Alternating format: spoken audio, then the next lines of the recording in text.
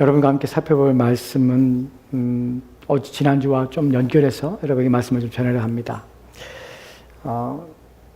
하나님 말씀에 대한 중요성에 대해서 여러분의 말씀을 전하려 하는데요. 여러분들 한국에 복음이 들어온 지가 정확히 학자들마다 의견이 분분하지만 150년, 160년 정도 된 것 같아요. 한국의 교회가 처음 세워진 게 언제인지 아십니까?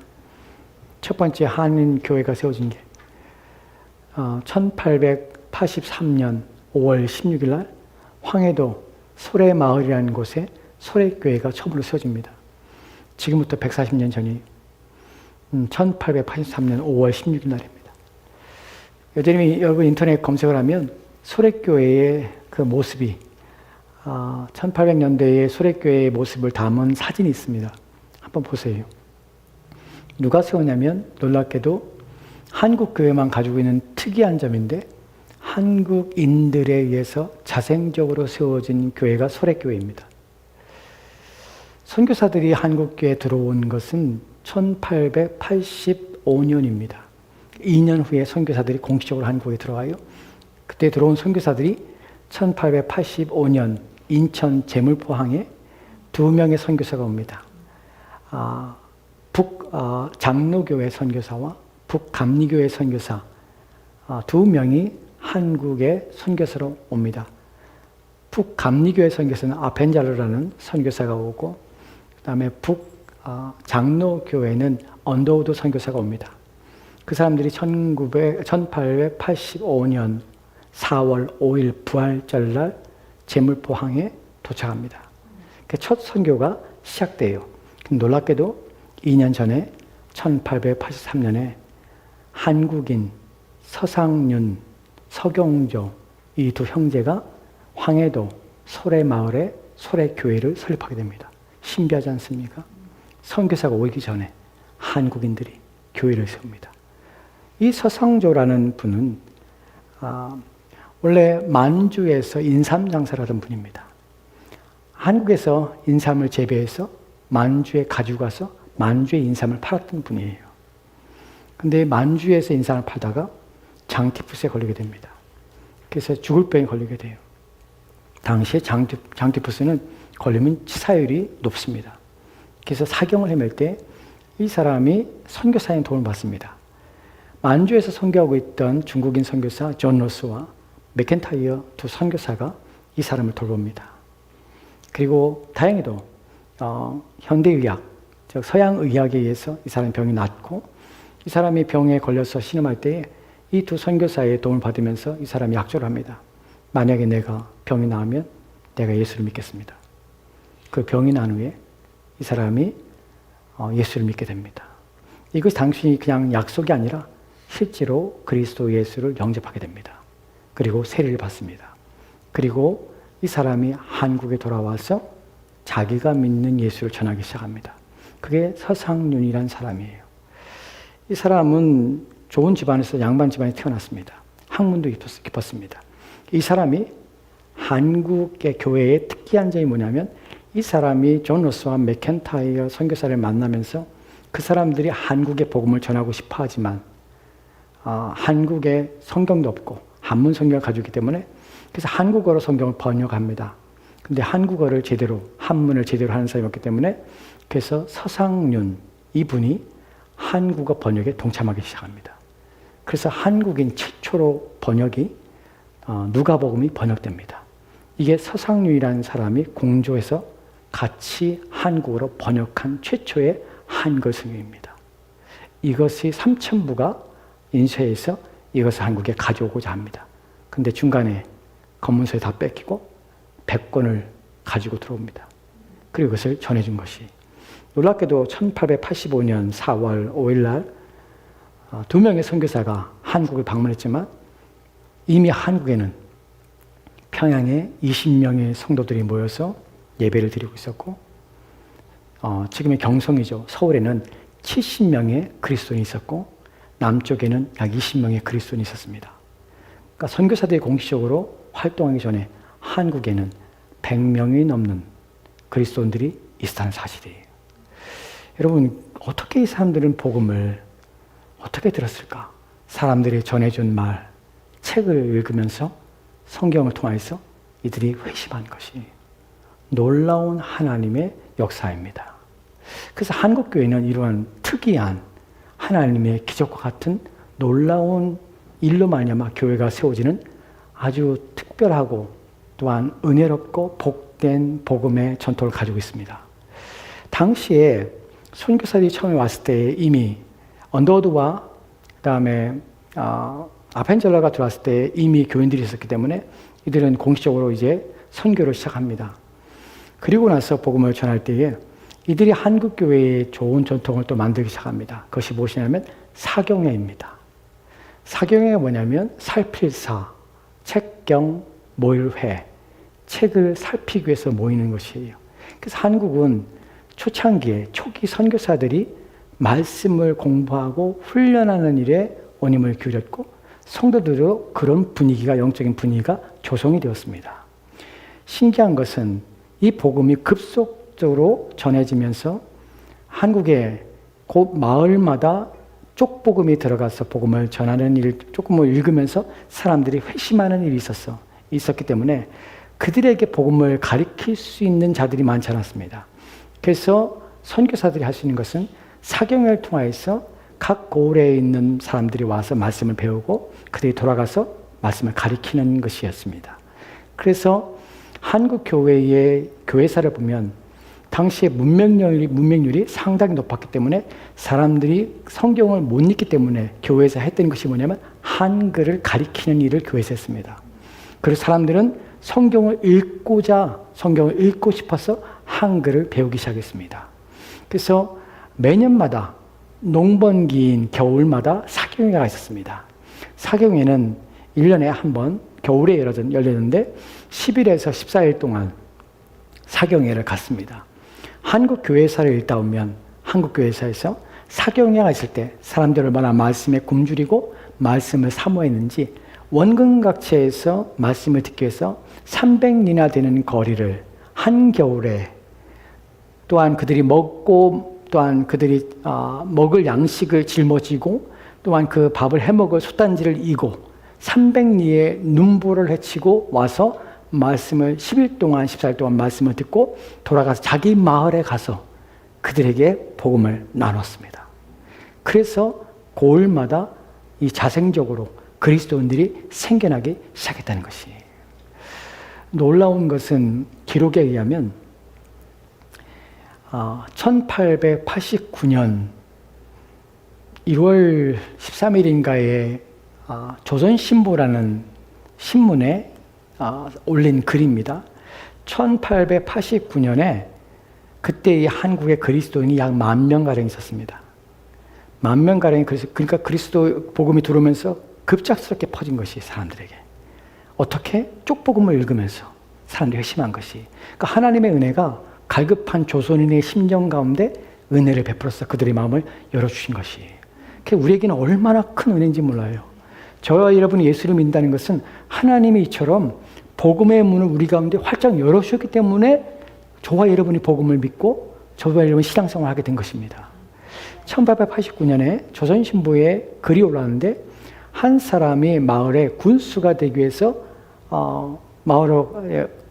군수로 임명받아서 마을에 가는 일이 있었습니다. 그 군수가 갈 때에 불평하는 내용이 그 신문에 기록됐어요. 뭐라고 불평하냐면 나를 군수로 보내줄 때 제발 예수를 당신 야수라고 그러죠. 야수교를 믿지 않는 사람이 있는 마을로 저를 보내주세요. 나는 야수교가 있는 마을에는 절대로 가기를 원치 않습니다. 이런 불평이 올라와요. 왜 이런 불평을 하냐면 당시의 마을에 예수를 믿는 사람이 그렇게 많지 않은데 불구하고 그 마을에 가면은 이 관리가 부정과 부패를 못한다는 것이. 그러니까 가면은 자기 마음대로 못해. 탐욕적으로 사람들의 재물을 탈취하거나 빼앗을 수 있는 길이 없어. 왜냐하면 예수를 믿는 고을은 부정과 비리가 없기 때문에. 그것을 그냥 내버리지 않기 때문에. 그래서 이런 신문에 불평과 이런 내용까지도 신문에 실릴 정도로 당시 기독교의 영향력은 대단했습니다. 한인들의 예수 그리스도를 믿는 사람들의 열심과 뜨거움은 대단했습니다. 이런 말씀에 대한 갈급함과 말씀에 대한 사모함들이 사경회를 만들어냈고 사경회의 전통을 통해서 1907년에 평양 대부흥이 일어나게 됩니다. 한국 역사 중에서 빼놓을 수 없는 것이 뭐냐면 1907년에 1월 14일 저녁에 집회 가운데 일어났던 대부흥운동이에요.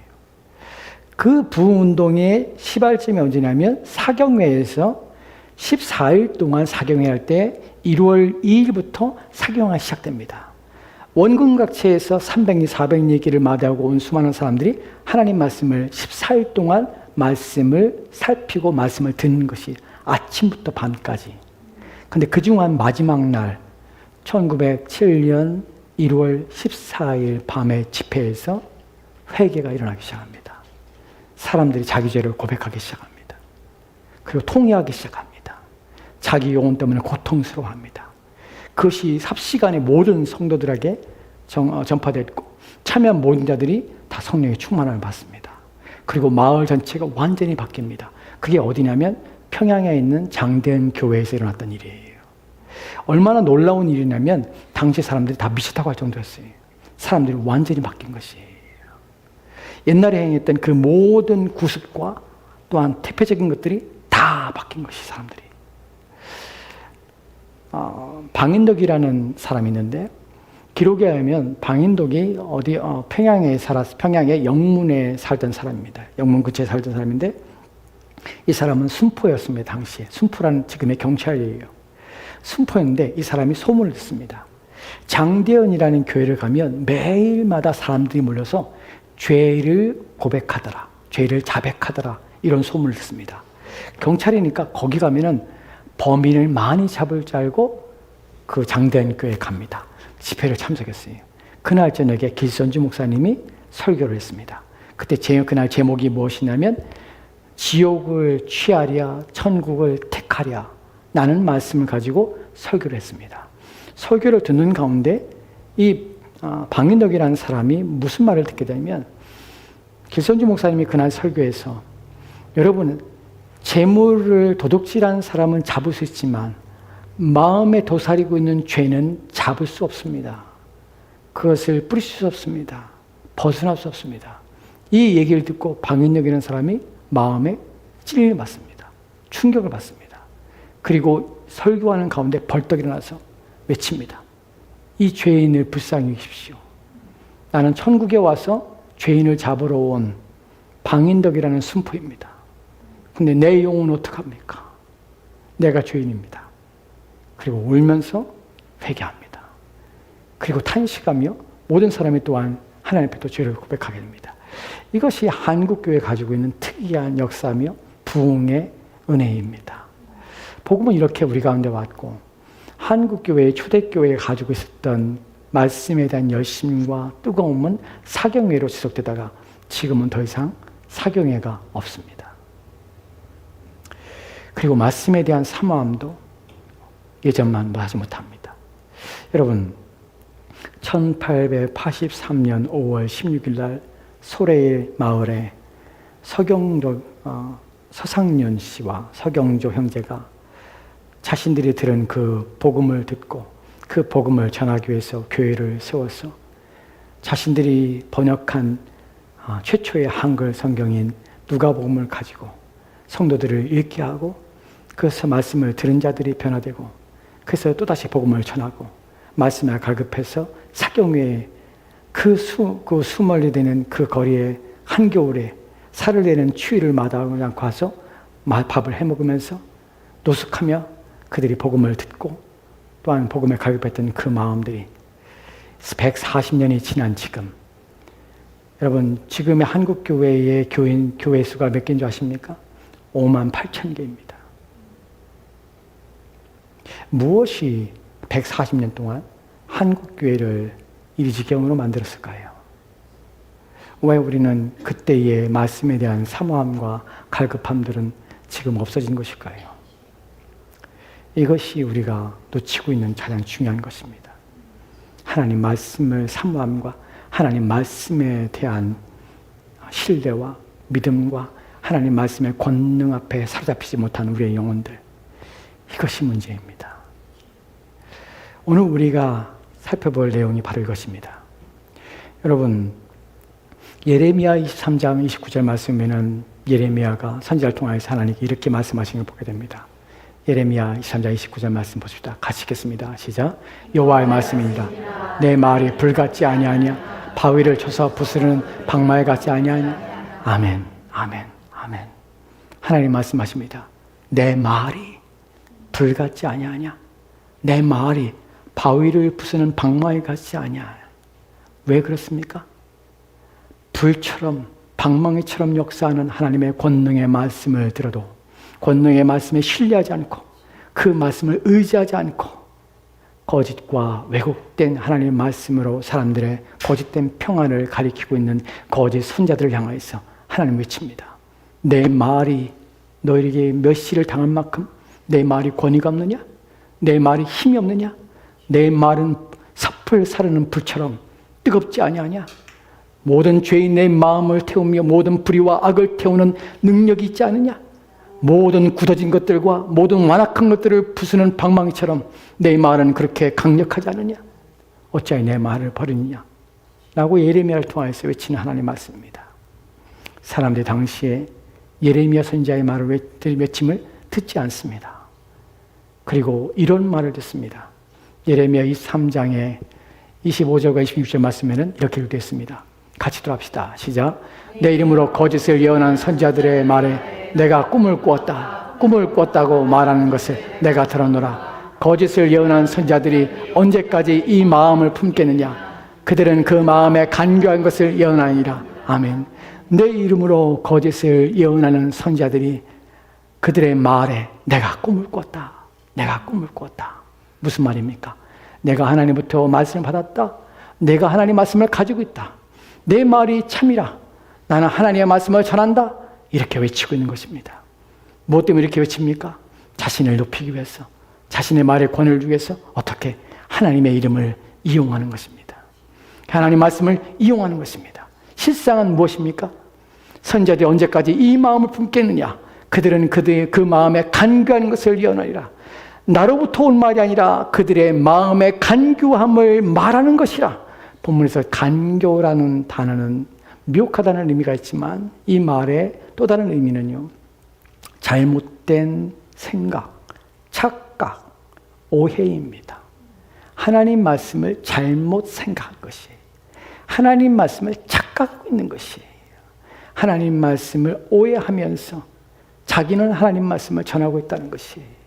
자신은 하나님 말씀을 대언하고 있다는 것이, 이것이 당시 선지자들이 가지고 있던 거짓된 마음입니다. 여러분, 이 사람들이 자기가 자기 스스로 잘못된 생각하고 있다고 생각하면, 그것을 알고 있다면 이렇게 하겠습니까? 자기도 모르고 하고 있는 것이에요. 자기 안에 착각이 일어나는 것이에요. 자기 마음의 속임이 자기를 속인 것이에요. 거짓된 말을 하고 있는데 자기들은 참된 선지자라는 것이, 내가 꿈을 꿨다, 내가 꿈을 꿨다, 내가 하나님 말씀을 가지고 있다, 나는 하나님 말씀을 대언하고 있다 라고 외치는 것이, 이들의 마음에 스스로 오해가, 스스로 착각을 통해서 이런 거짓된 외침을 하는 것입니다. 이에 대하여 하나님께서 29절 말씀에 이렇게 말씀하십니다. 같이 돌아봅시다. 3절 말씀 같이 돌아봅시다. 시작. 여호와의 말씀이라. 그러므로 보라, 내가 서로 내 말을 도둑질하는 선지자들을 내가 치리라. 내 말을 도둑질하는 선지자들을 내가 치리라. 하나님께서 그냥 내버려두지 않겠다고 하시는 것입니다. 여러분, 이렇게 말씀은 왜곡되고 이렇게 말씀은 거짓되게 하셨습니다. 그렇게 말하는 자들 또한 스스로 거짓말한다고 생각하지 않습니다. 왜냐하면 착각하고 있더니 착각하고 잘못된 이해가, 잘못된 생각이 자기 마음에 있기 때문에 자기는 옳다고 얘기하는 것이, 그럼 무엇이 옳은 것인가 하는 것을 생각해 봐야 합니다. 여러분, 1517년 그 해는 기독교에서는, 기독교라고 표현하겠죠, 개신교에게서는 역사적인 날입니다. 역사적인 해입니다. 왜냐하면 종교개혁이 일어났던 해이기 때문에 그래요. 1517년 루터가 당시에 로마 캐톨릭에 사제했던 루터가 하나님 말씀을 묵상하며 자기가 왜 그렇게 수도 생활을 하는데 불구하고 왜 나의 구원은 확신이 없을까? 무엇이 문제일까? 하나님 말씀을 연구하며 읽으며 묵상하며 그가 로마서를 통하여 깨닫게 되는 것이 의인은 믿음 말미암아 사는구나. 이것이 무슨 의미인지를 깨닫게 됩니다. 그리고 당시에 잘못했던 로마 캐톨릭의 비성경적이고 진리를 왜곡시키는 그들의 행위 때문에 비텐베르크 성당에다가 그가 95개의 반박문을, 사실은 질문입니다. 질문을 붙입니다.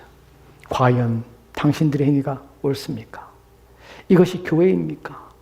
라는 반박문을 붙입니다. 그것이 도화전이 되어서 1517년에 종교개혁이 일어나서 다시금 성경으로 돌아가자, 하나님 말씀으로 돌아가자 운동이 일어나게 됩니다. 이것이 종교개혁이에요. 종교개혁에는 5가지 솔라라는 것이 있습니다. 오직, 오직, 오직, 오직, 오직.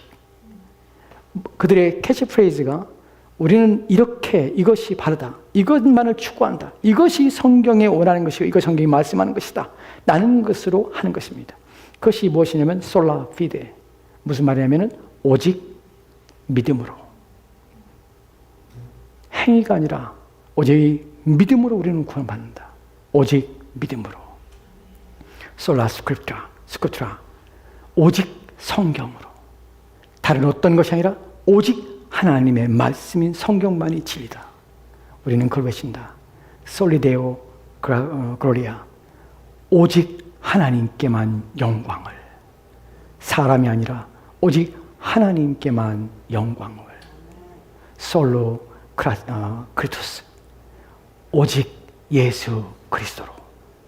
오직 그리스도로, 그리스도밖에 우리의 구원을 이룰 자가 없다 라는 것입니다. 솔라 그라트라, 오직 은혜로, 하나님의 은혜로 우리는 산다. 이것이 당시의 종교개혁가들의 마음속에 있었던 성경으로 돌아가자는 것입니다.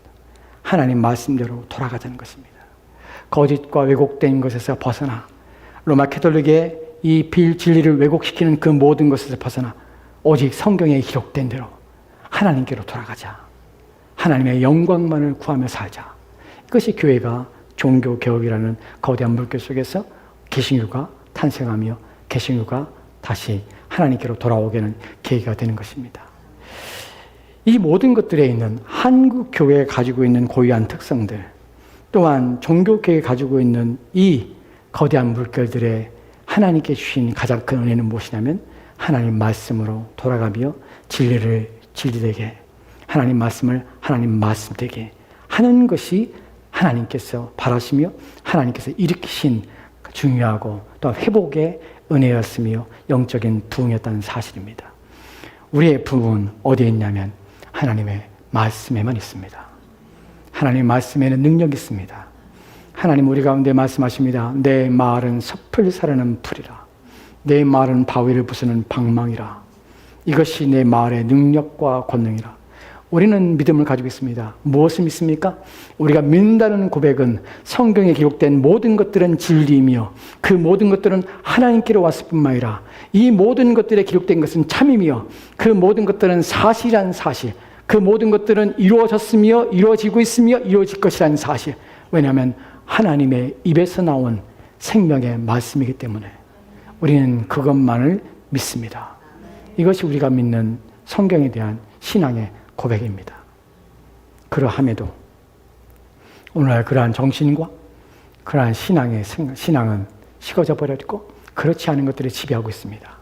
이에 대하여 오늘 우리가 읽은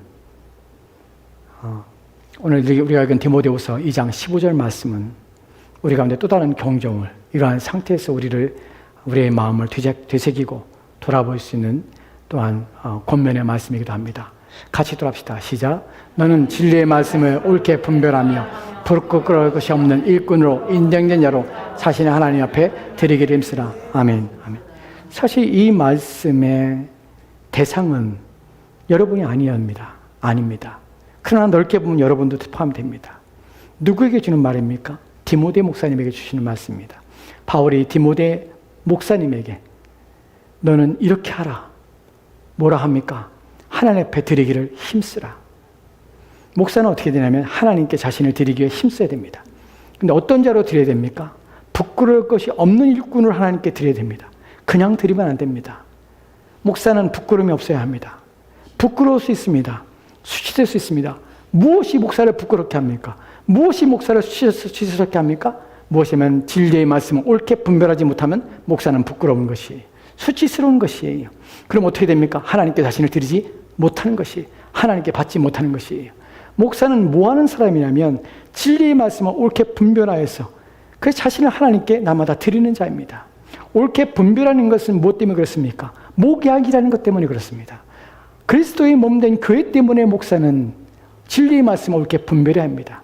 분별이라는 단어를 킹 제임스 버전에서는 디바이드라고 번역을 했습니다. 나누는 것이에요. 왜냐하면 목사는 말씀을 나누는 것입니다. 나누는 것은 단순히 나눈다는 것이 아니라 나누어주는 역할을 하는 것입니다. 본문에서 옳게 분별하라는 것을 한글 성경에서 분별이라고 번역한 이유는 디바이드가 아니라 분별이라고 하는 것은, 분별이라는 것은 종류마다 또한 같은 것마다 모아놓고 따로 묶어놓는다는 의미가 분별이라는 것입니다. 목사는 모아놓은 사람이면 하나님 말씀을 종류마다 또한 각기 같은 것마다 정리하고 분별하며 그것을 구분해놓고 할 수 있는 능력을 가지는 것이에요. 하나님 말씀을 종합적으로 볼 뿐만 아니라 그 종합적으로 본 것을 이해하며 깨닫는 것을 깨달아서 어떤 분류와 어떤 의미인지를 다 종합적으로 생각하며 그 모든 것들을 다 구분할 줄 아는 능력을 가진 자가 목사예요. 무엇에 대해서? 옳게 분별하는 것이에요. 자기의 생각대로 분별하는 것이 아니에요. 예레미야 우리가 23장에서 26절 말씀에 하나님께서 말합니다. 마음의 간교함으로 예언한 자들이라. 마음의 간교함이 뭐라고 했습니까? 자기의 생각, 착각, 오해로 내가 하고 싶은 말을, 성경 말씀을 가지고 떠드는 자가 목사가 아닙니다. 목사는 뭐 하는 자냐면 옳게 하나님 말씀을 분별합니다. 킹 제임스 버전에서는 디바이드지만 다른 모든 성경에서는 뭐라고 하면 핸들이에요. 핸들링. 뭐 하는 자입니까? 다루는 자예요. 하나님 말씀 어떻게 다룹니까? 옳게 다루는 것이에요. 옳게 하나님 말씀을 관리하며 옳게 하나님 말씀을 나눠주는 자예요. 이것이 목회자입니다. 여러분은 어떤 자입니까? 옳게 하나님 말씀을 여러분 또한 다루어야 합니다. 옳게 여러분 하나님 말씀을 받아야 합니다. 진리를 분별할 줄 알아야 됩니다. 하나님 말씀을 각각 나눌 줄 알아야 됩니다. 그 말씀이 무엇인지, 의미가 무엇인지를 이해해야 합니다. 목사만 하나님께 자신을 드립니까? 여러분도 하나님께 드립니다. 근데 그 책임은 목사에게 더 중요합니다. 그렇기 때문에 저에게 맡겨진 사명은, 이 일은 중요합니다. 하나님 말씀을 옳게 다루고 있는가? 아니면 이것을 잘못 다루고 있는가? 오늘날 우리의 문제는 무엇이냐면 한국 교회에게 주었던 하나님의 복을 잃어버리고 있고, 종교개혁가들이 말씀으로 돌아갔던 걸 잃어버리고, 오늘날은 다른 사상과 다른 가르침이 교회를 지배하며 만연해 있다는 사실이 우리로 하여금 교회를 교회되지 못하게 하는 이유 중에 하나입니다. 여러분, 교회 안에 이루어지는 일들이 무엇입니까? 사람을 기쁘게 하며 사람을 즐겁게 합니다. 사람을 위하여 교회가 존재하는 것처럼 생각합니다. 그렇지 않습니다. 이것을 우리는 뭐라 부르냐면 인본주의라 부릅니다. 오늘날 교회의 치명적인 문제는 인본주의에 있습니다. 인본주의가 무엇입니까? 인본주의란, 말씀 볼까요? 인본주의 볼까요? 인본주의란, 같이 봅시다. 시작. 인간의 존재를 중요시하고 인간의 능력과 성품, 그리고 인간의 현재적 소망과 행복을 귀하게 생각하는 정신이다. 인간의 존재를 중요시합니다. 누구보다? 하나님보다. 인간의 존재를 더 가치 여깁니다. 누구보다? 하나님 말씀보다. 인간이 무엇을 구합니까? 현재적인 소망과 행복을 귀중하게 여기도록 만듭니다. 사람을 더 자신들의 행복을 추구하도록, 더 소망을 갖도록, 더 자신들의 이익을 추구하도록, 더 욕구와 욕망이 더 일어나도록, 이 땅의 것들을 취하며 이 땅의 것들을 만족하도록 그것을 격려하며 독려하며, 그렇게 하는 것이 하나님께서 말씀하시고 하나님께서 여러분의 존재하는 이유가 되는 것처럼 그렇게 가르치는 것이 인본주의입니다.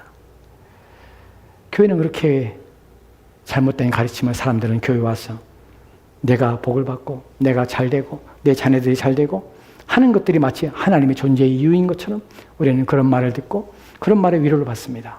그리고 그러한 복을 주시는 하나님 앞에 그렇게 내 인생의 내가 원하는 것들을 허락하신 하나님 앞에 우리는 헌금을 드리며 하나님과 마치 거래하는 것처럼 우리는 신앙생활을 합니다. 여러분, 지금부터는 제가 성경을 가지고 오해하고 있는 잘못된 가르침에 대해서 몇 가지 말씀을 드리도록 합시다. 빌립보서 4장 13절 말씀 우리가 잘 아는 내용입니다. 같이 돌아합시다. 시작. 내게 능력 주신 자 안에서 내가 모든 걸 할 수 있느니라. 아멘. 내게 능력 주신 자 안에서 내가 모든 걸 할 수 있느냐. 이 말의 의미를 어떻게 생각하십니까? 내게 능력 주신 자는 주님이십니다. 하나님이시라고 할 수 있겠죠. 내가 모든 걸 할 수 있느니라. 이 본문을 가지고 이렇게 말을 합니다. 여러분들은 모든 걸 할 수 있다고 성경은 말하고 있습니다. 모든 걸 할 수 있습니다. 여러분이 힘이 아니라 여러분의 능력을 주시는 하나님이 계시기 때문에 전능하신 하나님께서 무소불위를 가지고 계신 그 하나님께서 능력의 하나님께서 여러분과 함께 하시기 때문에 그 능력을 주시기 때문에 여러분은 불가능한 것이 없습니다. 여러분이 어떠한 사업을 원하건 여러분이 어떤 꿈을 꾸건 여러분이 어떤 것을 취하고 싶건 어떤 자리에 오르고 싶건 어떤 것을 소유하고 싶은 여러분이 원하는 그 모든 것들은 하나님께서 도와주기 때문에 여러분들은 원하는 것, 바라는 것, 여러분이 소원하는 것 다 이룰 수 있습니다. 여러분, 하나님께서는 능력을 주십니다. 여러분, 원대한 꿈과 소망을 가지십시오. 여러분이 바라는 것을 고대하며 그것을 추진하며 나가십시오. 사업을 새롭게 시작하고 싶습니까? 시작하십시오. 하나님께서 꿈을 줄 것입니다. 힘을 줄 것입니다. 걱정하지 마십시오. 하나님이 도와줄 것입니다. 라고 본문을 통하여서 사람들의 마음을 자극합니다. 마치 이 본문을 가지고 이 말씀을 가지고 사람들이 기도하며 살게 합니다. 과연 이 본문이 그런 의미입니까? 이 본문이 그렇게 주셨습니까? 하나님께서 우리 가운데 내게 능력 주실 때 네 욕망, 네 욕구, 네가 원하는 것 다 들어줄게. 이렇게 해서 우리를 부르신 것입니까? 우리는 그렇지 않다는 사실을 압니다. 왜 그럴까요? 앞에 있는 내용이 다르기 때문에 그래요. 11절과 12절 말씀을 합시다. 같이 읽겠습니다. 시작.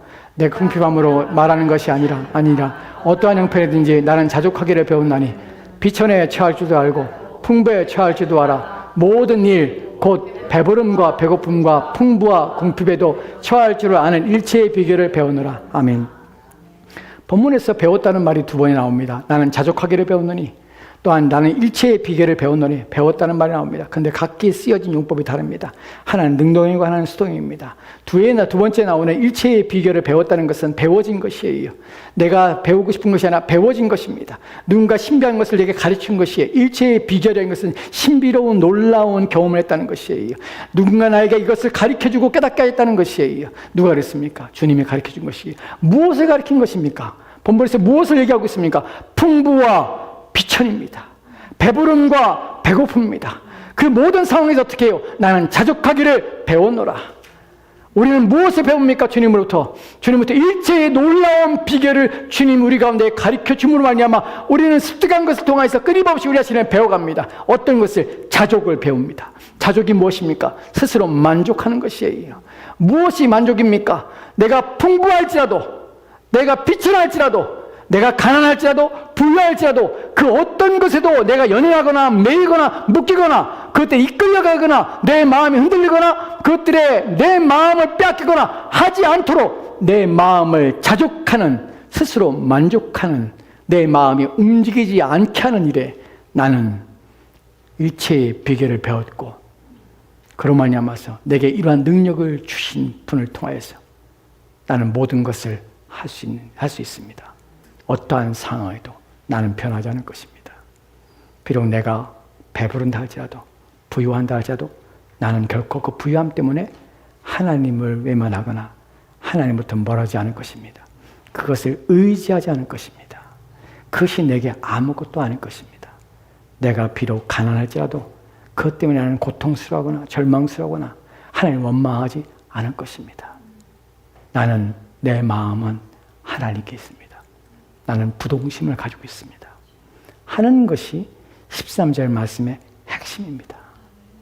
여기서는 어떠한 인간의 욕망이 아닙니다. 잘됨이 아닙니다. 하나님 앞에 나는 변함이 없습니다. 이 땅의 것들은 내게 주어져도 내가 잃어도 개의치 않습니다. 왜냐하면 내게 그 모든 것들을 감당하고 이길 수 있는 능력을 그분이 내게 주시기 때문에 나는 모든 것을 할 수 있습니다. 이것이 13절 말씀의 핵심입니다. 그런데 오늘날 13절 말씀으로 사람들의 욕구와 욕망과 사람들의 탐욕을 자극하며 그렇게 살아도 되는 것처럼 이야기하고 있는 자들은 누구입니까? 마음의 간교, 잘못된 생각, 착각으로 인본주의로 사람의 마음을 홀리며 그래야 마치 하나님이 마치 성경이 사람의 욕구와 탐욕을 부채질하며 자극하며 확신과 약속을 주는 것처럼 속이는 이 속임은 무엇인가 하는 것입니다. 여러분, 교회 안에서 저도 부끄러운 일이지만 저도 그 일을 당한 사람 중에 하나입니다. 하나님께 씨앗을 심으라. 마태복음 13 중에 씨 뿌리는 비유에서 30배, 60배, 100배의 열매를 맺는다. 하나님께 믿음의 씨앗을 심으라.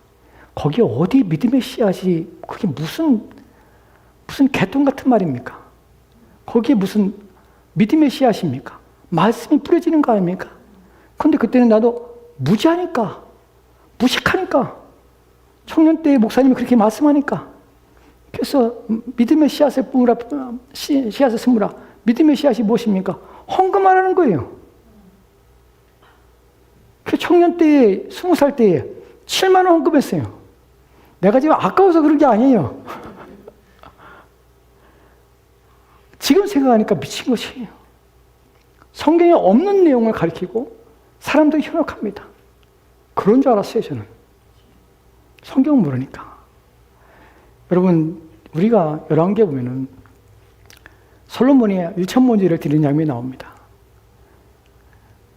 여러분, 1,000번제를 드리는데 성경 읽다 보면은 1,000번제로 1,000일 동안 드렸을까요? 전혀 그렇지 않아요. 며칠 동안 드린 것이에요. 그런데 1,000일 동안 번제를 드려야 하나님께 응답하신대. 지혜를 주신대.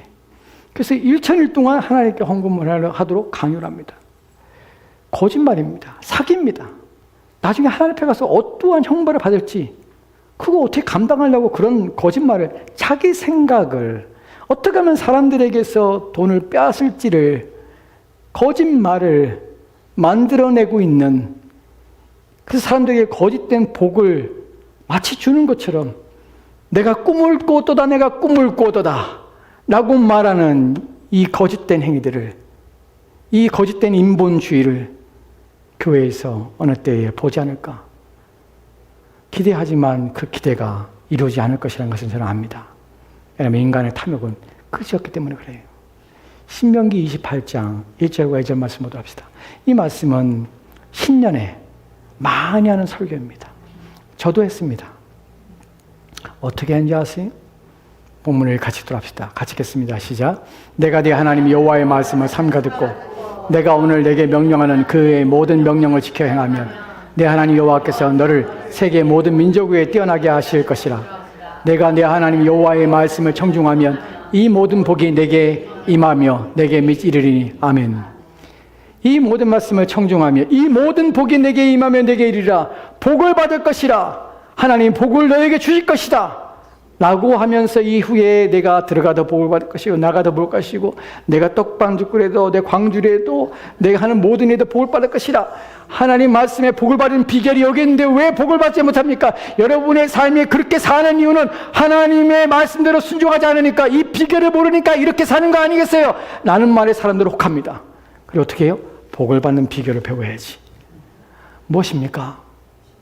본문에 보면은 여호와의 말씀을 삼가 듣고 내가 오늘 내게 명령하는 그의 명령을 지켜 행하면, 그러면 너는 여호와께서 너를 세계 모든 민족에 뛰어나게 하실 것이라. 너를 세계 모든 민족에 뛰어날 것이다. 모든 사람을 내 발 앞에 놓게 할 것이다.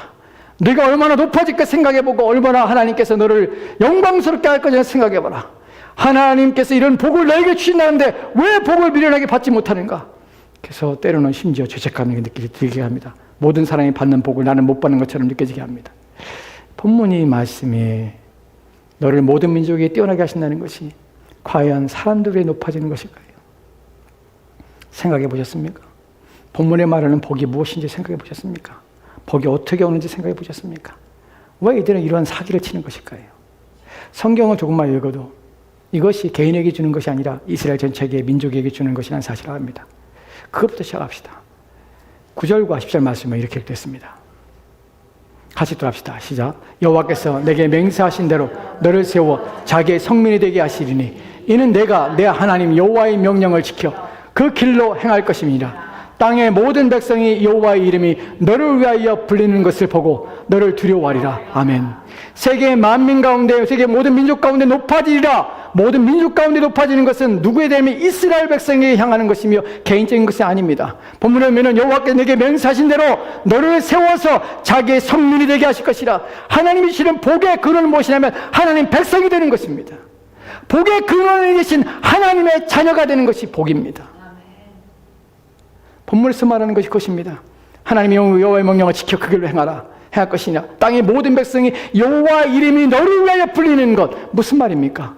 이 사람이 누구 이름을 부릅니까? 여호와의 이름으로 부르는 것이에요. 여호와가 함께 있다는 것이에요. 그의 백성이라는 것이에요. 이 사람 부를 때 감히 사람들이 두려워하는 이유는 이 사람이 아니라 이 사람 가운데 계신 하나님이 함께하는 사람인 것 때문에 두려워하는 것이에요.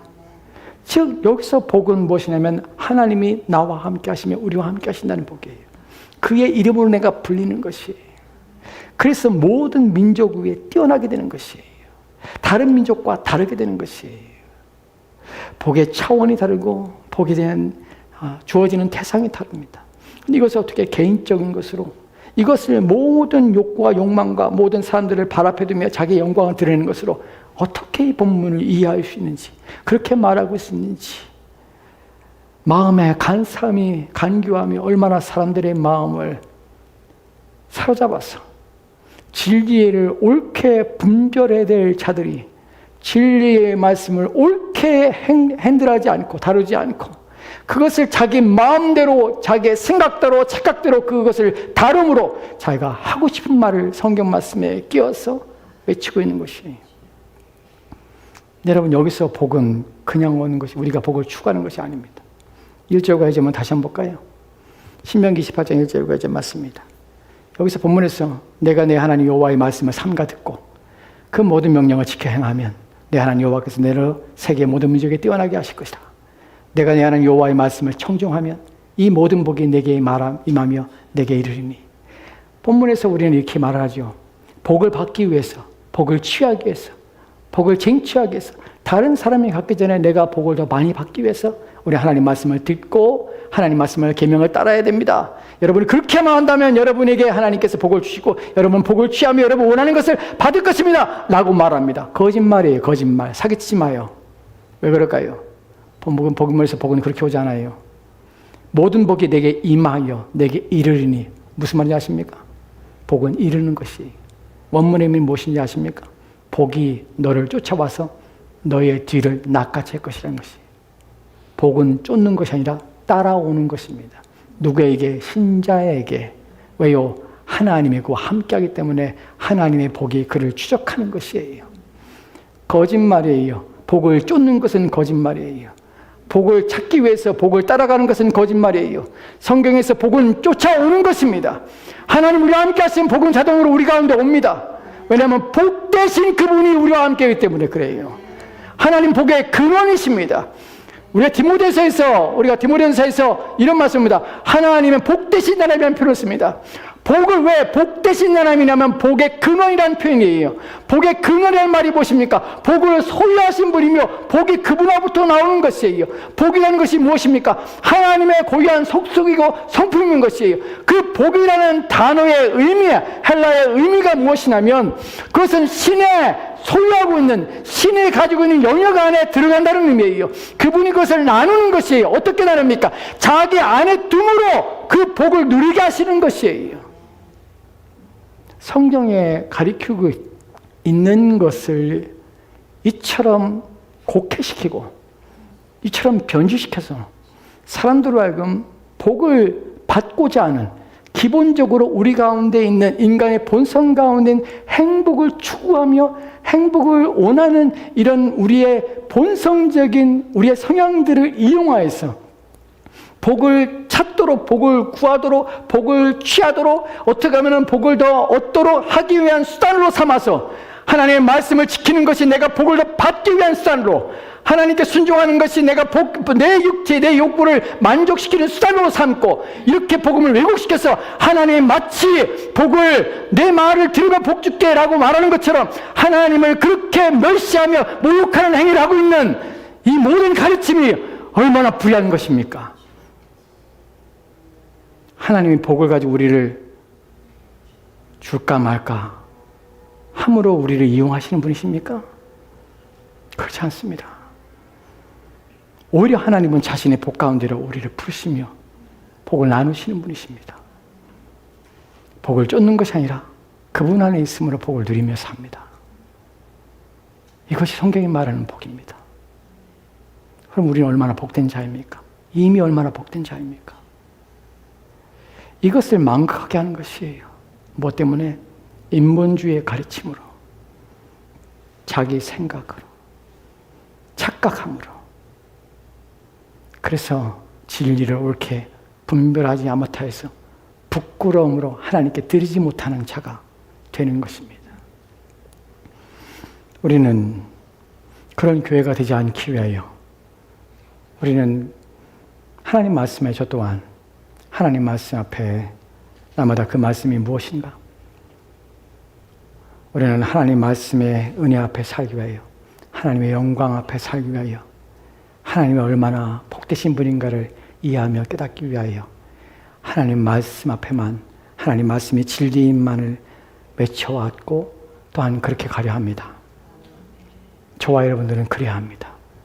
오늘날 시대에 망하지 않기 위해서는 여러분 자신을 주의하십시오. 무엇을 듣는가를 조심하십시오. 무엇을 쫓고 있는가를 조심하십시오. 진리를 옳게 분별하고 계십니까?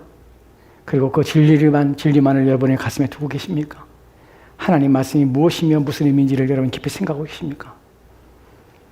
우리 12년 설립 감사 예배를 앞두고 저와 여러분의 마음들이 다시금 1883년 서상륜 조사께서 설의 교회를 세우고 하나님 은혜로 한국 교회에 누구도 도움받지 않고 하나님 은혜로 세워져서 그 교회를 헌신하며 그렇게 한국의 복음이 하나님 나라가 세워지기를 위하여 헌신하며 기도했던 것처럼 오늘 우리 또한 우리 교회 위에 이 채태노가 지역에 멀리 미국에 또한 떠나온 고국에 하나님의 교회가 이렇게 회복되기를 위하여 기도합시다. 우리 또한 마지막 시대에 진리를 수호하며 진리만을 사랑하는 저와 여러분 되었으면 좋겠습니다. 기도합시다. 하나님, 오늘날 자신의 마음의 간교함으로 인본주의 사상에 빠져서 하나님 말씀이 무엇인지를 또한 그 말씀의 의미가 무엇인지를 생각하지 아니하고 자신의 생각과 또한 자신의 잘못된 이해와 깨달음을 가지고 사람들을 현혹하여 더욱 배나 지옥 자식으로 만들어가는 이 어려운 시기를 우리는 삽니다. 하나님 말씀이 혼란스럽고 무엇이 진리인지를 분별하기가 어려운 시대를 살고 있지만 그 가운데 우리로 하여금 교회로 모이게 하시고 채태노가 이 지역에 그리스도 예수를 바라오며 오직 하나님의 영광을 바라오며 왜 오직 주님 앞에만 살기 위하여 몸부림치는 교회로 우리를 불러주셔서 감사합니다.